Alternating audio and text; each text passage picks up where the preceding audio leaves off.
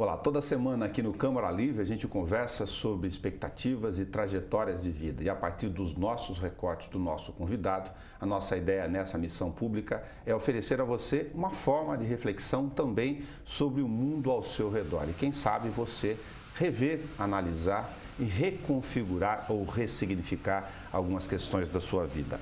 Felipe Augusto Doutel de Santos nasceu, falei certo? De Santos? De Castro. De Castro, perdão. Nasceu em São José do Rio Preto e está conosco em função de uma migração de estudantes de uma população da vocação educacional em nível superior em Bauru, que trouxe outros milhares. Começamos como iguais. Sim. Nesse aspecto. Exatamente. Obrigado por atender o nosso convite. Eu que agradeço, é uma honra, um prazer enorme estar aqui. Desejo realmente poder, de alguma forma, ajudar aí. Vamos fazer um recorte num bate-papo nosso aqui. Como você saiu de Rio Preto na sua trajetória lá com a dona Tânia por cerca próximo dos 20 anos, como eu e disse outros milhares de estudantes, eu vou voltar lá um pedacinho no tempo. Que seja na primeira infância ou numa outra fase, no 7 dos 12, cada um tem o seu. Qual é a sua memória afetiva de infância, emocional ou não, de um objeto, uma passagem, algo que você carrega com carinho, por algum significado na sua cabeça, toda vez que você olha para esse tempo? Olha, eu falei inclusive falando o nome da minha mãe aí no começo, já me vem a lembrança com ela no trabalho. Ok.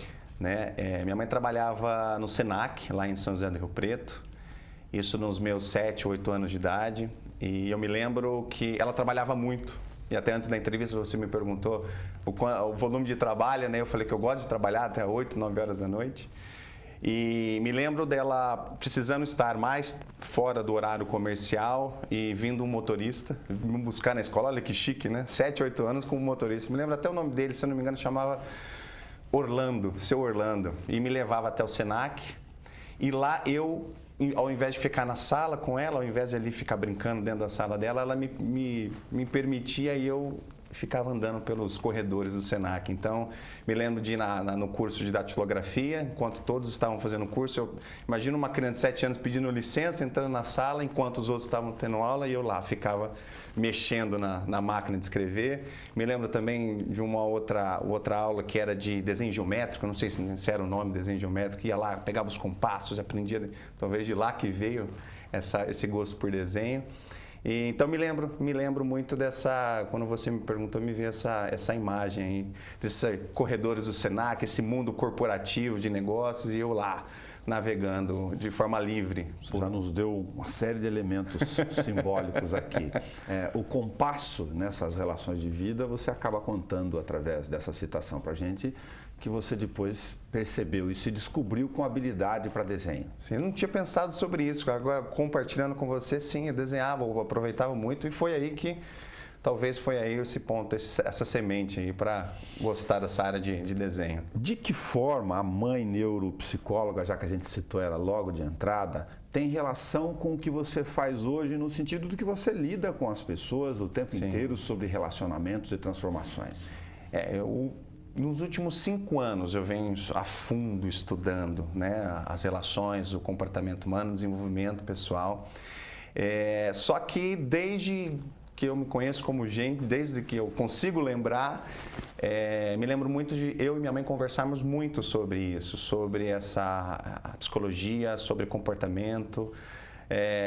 Então, ela já foi ao longo do tempo, talvez plantando essa sementinha que fez com que eu, nesses últimos 5 anos, me mergulhasse verdadeiramente nesse mundo e pudesse, de alguma forma, primeiro, cuidar de mim e, no segundo momento, claro, levar isso para o maior número de pessoas dentro de todo o trabalho que eu faço. Outro elemento simbólico dentro da sua primeira fala é que você citou a máquina de datilografar. Então, vou citar esta menção sua para falar como você lida com as relações humanas e empresariais e de trabalho, o mundo coletivo ao nosso redor, que nos faz viver e fazer e também se relacionar com a sobrevivência ou os nossos planos e ambições.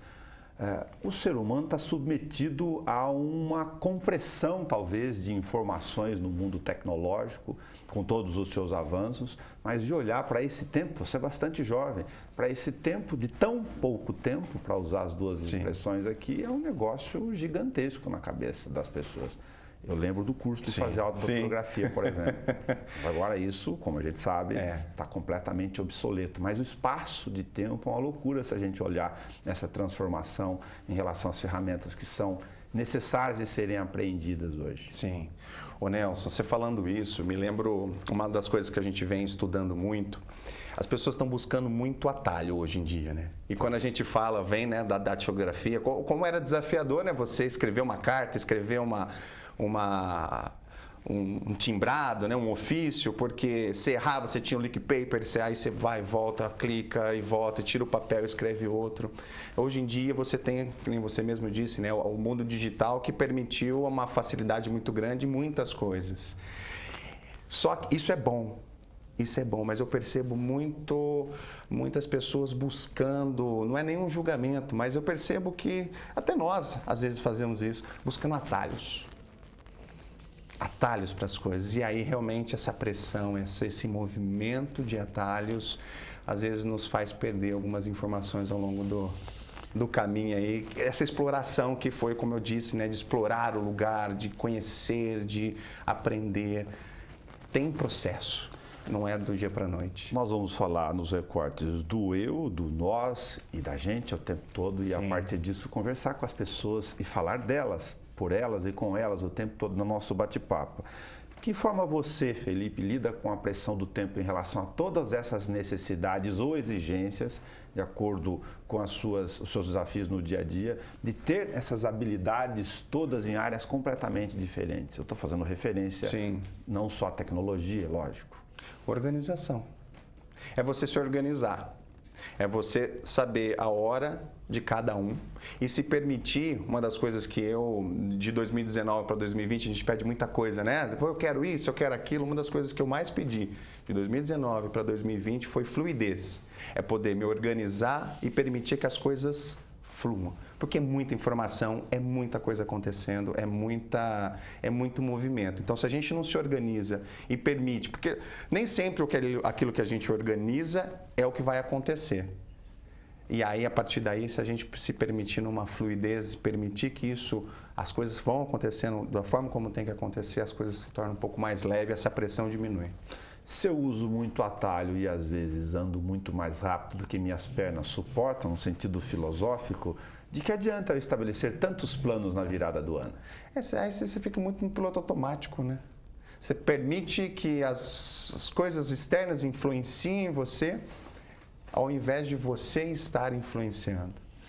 Felipe, você a essa altura está mais fácil de responder, já nessa altura do nosso bate-papo, porque você veio para a Unesp e escolheu lá na hora da inscrição design. Design. Na época era desenho industrial, né? Hoje mudou o nome lá, é design gráfico. Sim. Mas com as habilidades que você disse na origem desses experimentos lá, a partir do compasso, nossa simbologia de tempo, a escolha por desenho industrial, ela não foi tão difícil e angustiante, ou estou errado, equivocado? Não foi. Quanto foi muito muitos fácil. jovens aos 17. Foi muito fácil porque desde o começo, eu sempre gostei muito de desenhar, rabiscar, e foi aí que foi tranquilo.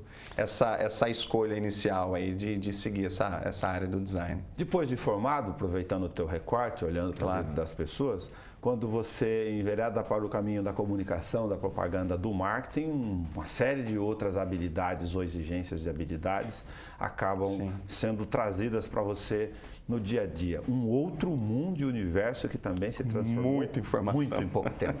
Sim, com certeza. As coisas se transformam em segundos, né? Como você, nas suas relações atuais dos últimos anos, na relação com os empresários, né? A gente vai falar muito sobre o diagnóstico sistêmico que você usa no dia a dia, vê a questão da atenção diluída do marketing, por exemplo.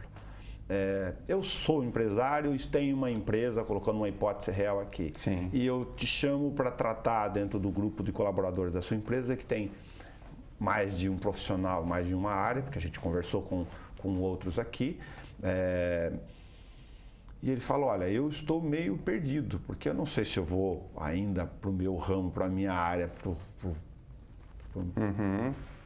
mala direta, ou se eu enveredo para o mundo digital, o velho jornal de papel, a velha propaganda de 15 segundos na tela da televisão, porque o número de informações que é consumida pelas pessoas está uma loucura, elas estão em um monte de mundos ao mesmo tempo. Quando vem essa pergunta, e essa pergunta é a que mais vem, eu volto com uma outra pergunta. Legal, a gente pode fazer inúmeras coisas. Agora, a sua equipe está pronta? A pergunta é, a sua equipe está pronta para receber essa pessoa que vai ser captada lá fora? Essa pessoa está pronta para ter uma comunicação assertiva com esse cliente que vai vir até você? A sua equipe está comprometida com os valores da empresa? Os departamentos que fazem parte da sua empresa, eles estão se comunicando entre eles? Aí vem o ponto de interrogação muitas vezes. E aí eu digo o seguinte, então, será que vale a pena investir no externo, de trazer para essa pessoa chegar aqui e, de alguma forma, a gente fala, vamos usar o português claro, né? Queimar cartucho, né? Que a gente fala, queimar cartucho. Sim. Né? Será que, como é que funciona isso? E aí que a gente entra trabalhando comportamento, comunicação interna, para depois pensar, ou em paralelo, pensar no externo. Aí você já está pensando nesta altura no chamado diagnóstico sistêmico do negócio? Exatamente. Aí que a gente entra com essa questão do diagnóstico sistêmico. Porque o mundo é feito de relações, o mundo é feito de comunicação, né? A gente se comunica com o cliente, para o cliente chegar até nós, a gente se comunica nas relações pessoais numa paquera, né? Para que a gente se aproxime dessa pessoa, como amigo, a gente vai, se comunica, se relaciona para ter uma amizade, para ter um networking. E depois disso, como é essa relação? Quais são os sentimentos, ou melhor, quais são os pensamentos que você tem que influenciam nos seus sentimentos e que aí geram os seus comportamentos? É um comportamento positivo, agressivo? Porque o que vai adiantar? Se for agressivo, o que vai adiantar você ir lá e captar, vamos falar a palavra captar, essa pessoa, seja ela pessoalmente ou profissionalmente? Que peso tem nesse seu desafio profissional a identificação dos valores dessa empresa, mas dos valores também, não só do que ela vende, do que ela produz, os valores pessoais que estão dessas pessoas que estão lá dentro? Os valores internos. Eu tenho uma frase que inclusive eu disse hoje dentro de um atendimento meu. É uma frase pronta, mas que faz muito sentido. Quando você começar a pensar em desistir, lembre-se do motivo pelo qual você começou. Então lembre-se da motivação. E os valores internos são as nossas motivações. Então, se a gente não tem claro quais são os nossos valores, a gente não pode ser que lá na frente a gente, diante dos obstáculos, diante dos desafios, a gente queira ou desistir ou mudar o seu foco, desprender energia para muita coisa e nada ao mesmo tempo. Então, o valor da empresa, o valor de cada um que faz parte dentro da empresa, sejam gestores, colaboradores, é muito importante que ele saiba qual é o valor dele interno, para que ele possa ter a motivação de que no desafio, nos obstáculos, e sinto muito, mas estamos aqui num mundo de muitos desafios e muitos obstáculos, que ele possa minimizar a possibilidade de desistência. A gente conversava sobre a relação do tempo, de novo, no enfrentamento ou na identificação desses desafios, e a gente colocou a seguinte situação, não o empresário só, mas a vida humana tem pressa. O que você diz quando o cara te diz isso no encontro negocial lá da identificação, lá na origem ainda das possibilidades do diagnóstico sistêmico? Eu falo, mas eu não vou ficar esperando 6 meses, 4 meses, 3 meses aqui para você fazer uma varredura emocional, de conteúdo, de estrutura da minha empresa. As pessoas têm muita pressa, né? E mal sabem elas, ou sabem, né, e não enxergam que nós temos um limite, né? Nosso corpo tem um limite. Então, você quer ter pressa? Você quer chegar logo lá? Né? E aí, trazendo para o lado profissional, eu escuto muito assim, eu não posso esperar esse tempo.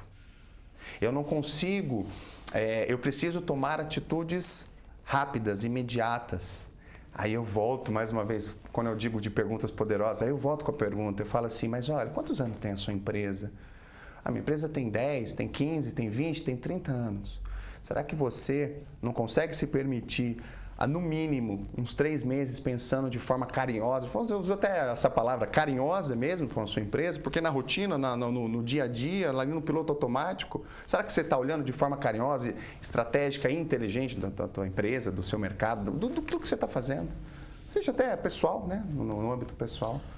A gente ter e compartilhar com quem está em casa experiências de algumas questões aqui. Que tipo de desafio você lhe colocam? Olha, eu estou aqui trabalhando, eu comprei o melhor equipamento, mas não consigo vender exatamente o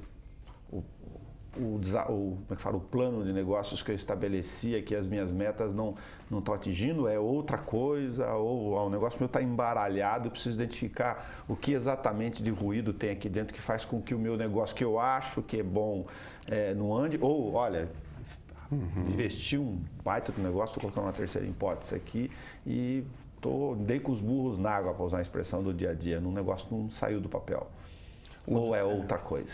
São muitos desafios, vai de empresa para empresa, vai de pessoa para pessoa. O que eu encontro muito, tá? Equipe comercial, você tem aquele que é mais proativo, aquele que faz a coisa acontecer, aquele que é persuasivo, mas você tem aquele também que é mais tranquilo, mais introspectivo. Aí você pensa assim, eu prefiro o proativo.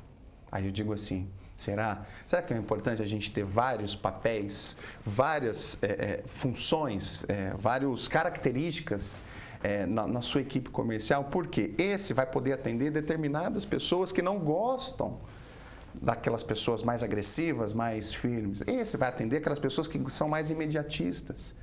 E muitas vezes esses vendedores não conseguem perceber que tipo de cliente eles podem atender. Aí entra o desafio de compartilhar com eles, olha, se você é assim, de que forma você pode agir com pessoas assim e de que formas que você pode agir com pessoas assado. Ok. Né? Aí entram vários outros desafios e vetores no caminho. Insegurança, medo. Que peso tem, então, o próprio perfil, as limitações do cara que está na boleia do negócio? Às vezes você tem uma boa empresa com uma boa estrutura e o cara tem lá algo que ele trouxe, enfim, da vida dele, que o torna com dificuldade de tomar decisões negociais importantes ou estratégicas, por exemplo, embora ele seja bom tecnicamente naquilo que ele faz. Aquilo que ele experimenta durante a vida dele, se ele não olhar para isso, sejam os positivos e os negativos, isso, na maioria das vezes, vai sempre influenciar nas suas ações, seja elas pessoais ou profissionais. Então, estamos falando que dentro os desafios, estão chamando de desafios, sim, como simbologia do diagnóstico sistêmico nas suas funções, estamos falando das nossas identificações eventuais de medos e fraquezas, sim, por que não? Sim, quando na minha atuação dentro dessas empresas, nós não nos aprofundamos no emocional, até porque você tem pessoas que, cada um no seu quadrado que a gente fala aqui, são responsáveis, psicólogos, terapeutas e tudo mais. O que, de alguma forma, eu auxilio, e isso vem fazendo muita diferença ao longo desses últimos anos, é o empresário, o gestor, refletir. Quebrar paradigmas, enxergar o que muitas vezes é interessante, vou dizer assim, Nelson, eles têm um pensamento, eles pensam determinada coisa sobre determinado assunto. Ok. Eu auxilio ele a perceber se aquilo é pontual, se aquilo é de mercado, se aquilo é uma crença que ele está trazendo da vida dele, se é um significado que ele trouxe, que muitas vezes não é aquilo que ele está criando. Ele está distorcendo a realidade. E essa distorção de realidade, vou dizer para você, é uma das grandes barreiras hoje dentro do mundo corporativo. É a distorção da realidade. Aquele colaborador, ele é assim, assim, assado. Você já perguntou para ele? Não. Então, você está medindo ele com a sua régua. Tá. Então, tem julgamento muito precoce nessa história. E falta comunicação. Entendi. Hoje, um dos maiores desafios, que a gente está falando muito de desafio, isso é muito interessante, é as relações e, a partir daí, a comunicação. as pessoas se relacionarem, porque assim, as pessoas trazem dentro das relações aquilo, a experiência delas. E muitas vezes, algumas experiências inconscientes, aquelas experiências que estão lá no nosso inconsciente, influenciam de forma negativa numa forma de se comunicar, numa forma de delegar e de receber uma ordem e tudo mais. É um princípio que serve para qualquer relação humana do que você está conversando com a gente aqui. Eu gosto muito de trabalhar, eu gosto, e esse é o nosso foco, né? Quando eu falei de foco, foco é o foco comercial, foco estratégico, foco do marketing em si. Mas sim, a relação humana ela influencia em todos os aspectos.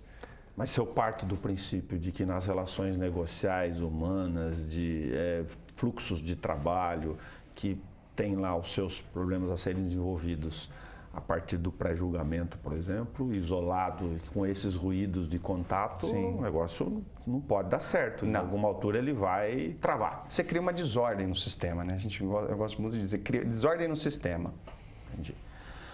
Se você está falando da análise do diagnóstico sistêmico pensando em no cabeça, o empresário, né, o CEO das empresas, dependendo das suas estruturas, do tamanho, isso tem um desafio aí nessa relação profissional sua de olhar isso nas chefias, nas relações departamentais naturalmente entre eles.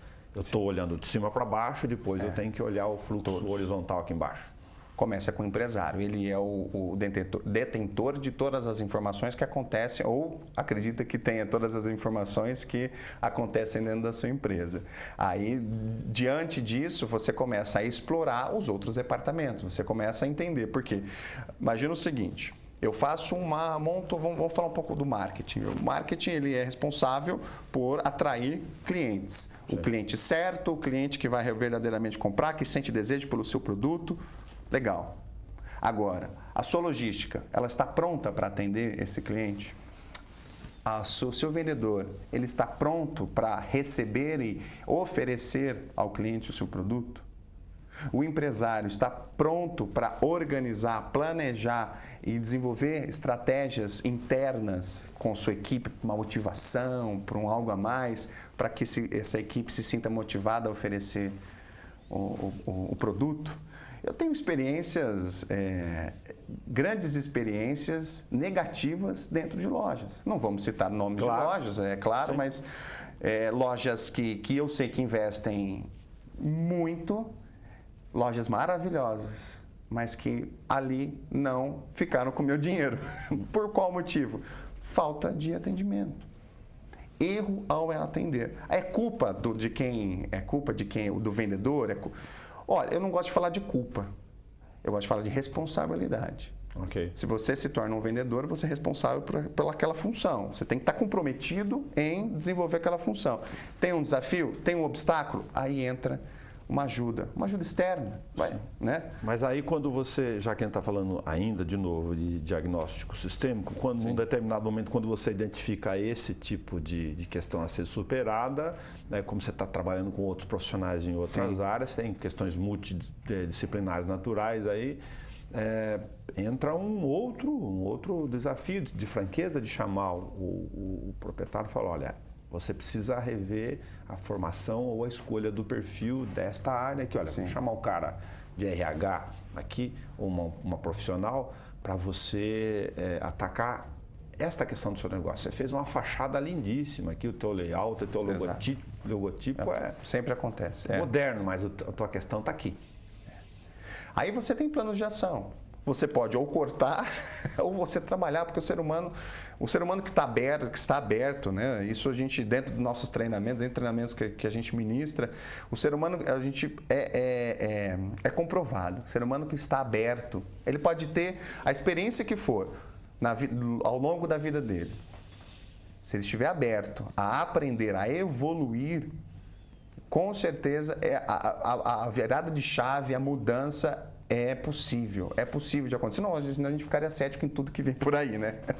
Felipe Dotel, qual o tempo que você dá para o seu tempo em relação ao trabalho na tua vida? Hoje é prioridade. Hoje o trabalho ele tem uma data limite. né? Eu pus aí uma data limite para viver essa movimento todo que eu estou vivendo no momento. É importante ter essa data limite, porque você fica até quando vai isso? Porque realmente é um desafio, tenho várias linhas dentro da minha atuação profissional, então tem que ter uma data limite e tem que ter uma organização. E hoje meu tempo está muito organizado pro trabalho, na hora do trabalho. E claro, fora do trabalho, organizado para outras. Tem muita gente que leva, né? Eu era uma pessoa assim, levava muito trabalho para casa. E hoje com a minha mulher, só para você ter uma noção, Nelson, eu tenho parceria com ela, eu tenho um contrato com ela de marketing, eu cuido do marketing dela. Juntos a gente ministra treinamento na área de desenvolvimento humano. Somos casados, então, ou seja, temos o papel de marido e mulher. Então é um desafio muito grande. Tem mais de um contrato social. São vários contratos, né? Então, hoje o tempo, sim, está muito focado no trabalho, porém organizado e respeitando o lado pessoal, né? E vocês conseguem, na convivência de vocês, fora das obrigações, estabelecer o tempo, enfim, Se eu falar para você 100%, eu estarei mentindo. Ok. Porém, a gente tem um código. Tá. Qual é o código de desliga a chave? O código é assim, trabalho. Não, é simples, não é nada abracadabra, né? Sim. Trabalho agora não. Trabalho agora não. E o que você gosta de fazer quando está fora do trabalho? Gosto muito de série. Eu gosto muito, assisto muita série. Uma das coisas que eu e minha mulher, a gente aproveita o tempo junto para fazer isso. E, claro, algumas vezes sair, passear, né? Porque o trabalho nosso hoje é o que ocupa mais tempo, a gente fica um pouco mais cansado. Então, sim, a gente senta no nosso sofá, tranquilo, liga uma televisão e curte uma série. E os momentos mais esportivos, que a gente também tem que estar, mente e corpo tem que estar alinhado, né? Você tem que estar, os dois. Mente a gente já trabalha o dia inteiro, corpo também tem, senão um não vai suportar o outro, né? Tem que ter esse equilíbrio. Eu gosto de jogar tênis, eu jogo semanalmente aí, eu jogo um tênis para dar uma desopilada, que a gente fala. Onde você se vê na Tânia? Onde eu me vejo na Tânia? Olha, que pergunta. Na verdade, não sei se eu entendi a pergunta que você disse, mas eu vejo ela em mim quando eu estou comprometido com aquilo que eu me comprometi a fazer. E a fundo, amar aquilo que faz. Eu tenho a visão da minha mãe, uma visão de uma mulher guerreira. É uma mulher que cuidou de um filho sozinha até 9 anos, Depois se casou, teve mais 2 filhos.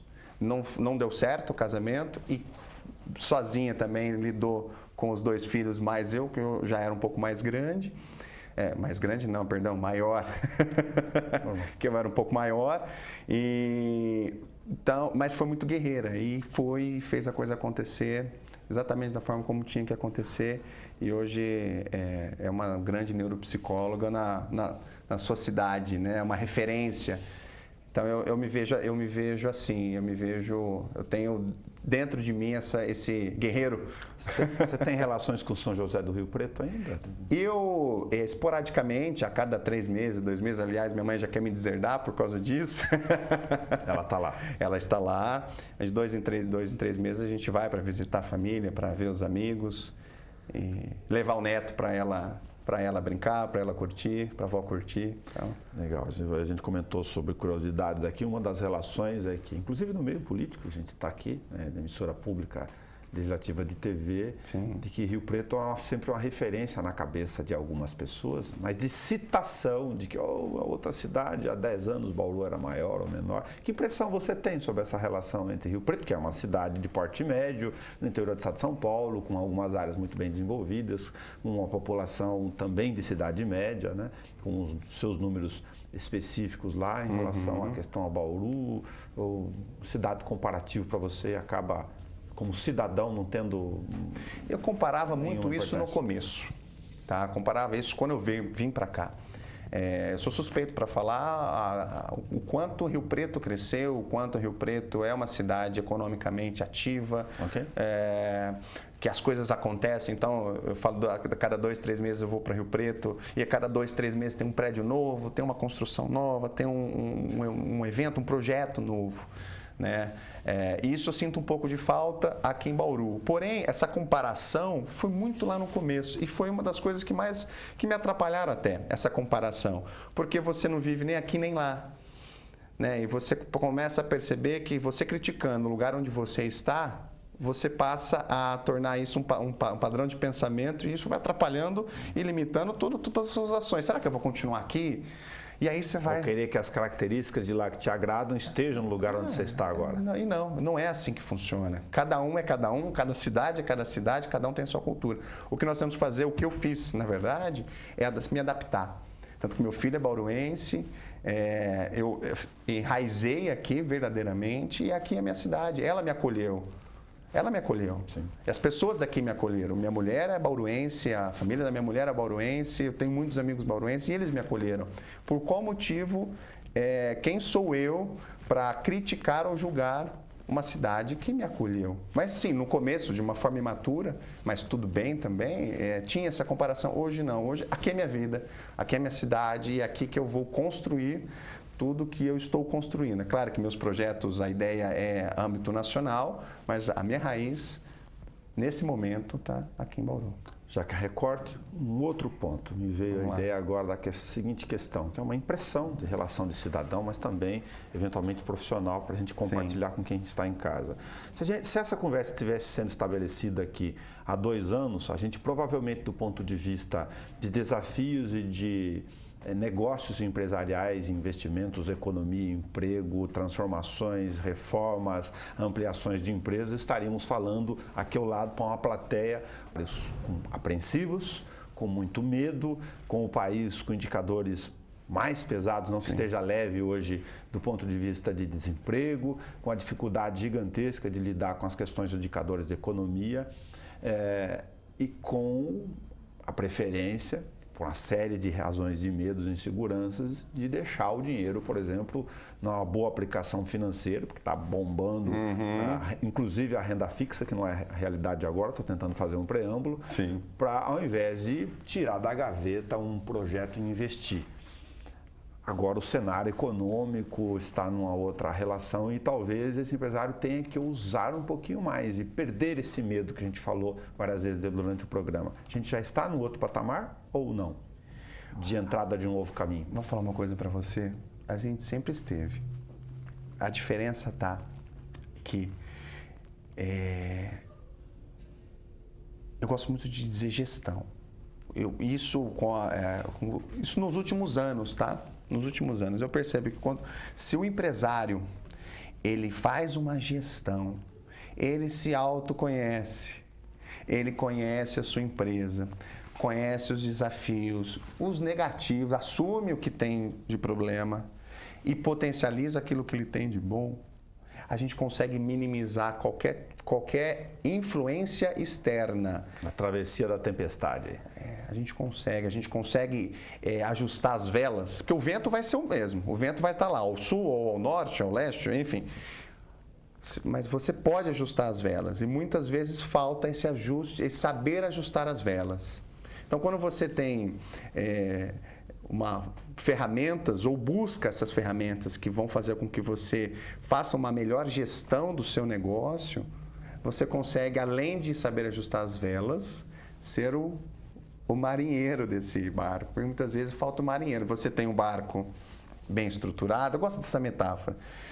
Muitas vezes, através dos estudos, através das experiências de profissionais, pessoais, você constrói um barco firme, forte, com um bom material, né? Aço, velas.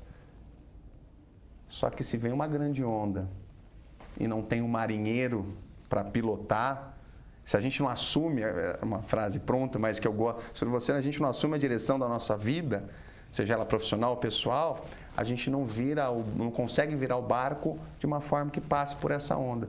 Pode ser o barco que for, pode ser o Titanic que for. né?